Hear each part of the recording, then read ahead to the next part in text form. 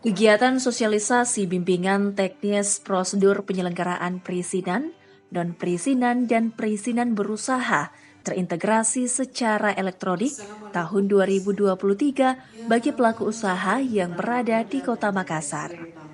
Kegiatan sosialisasi ini dilakukan dalam rangka menindaklanjuti Undang-Undang Nomor 24 Tahun 2018 tentang pelayanan perizinan berusaha terintegrasi secara elektronik. Acara dibuka secara langsung oleh Indrawati, Sekretaris DPM PTSP Kota Makassar.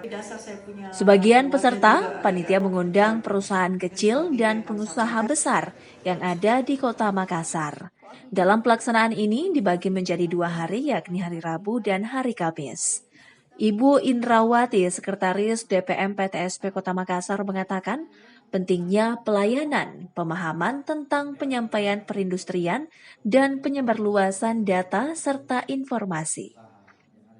Kami adakan sosialisasi ini kepada masyarakat, terutama yang mempunyai gudang-gudang yang ada di Kota Makassar ini, bahwa mereka sadar bahwa mereka harus membuat izin untuk tanda daftar gudang, karena dengan begitu kita bisa mempunyai data yang akurat terkait gudang-gudang yang ada di Kota Makassar, dan itu terkait juga dengan kebutuhan gudang yang nanti pemerintah Kota Makassar akan buat di Kota Makassar ini.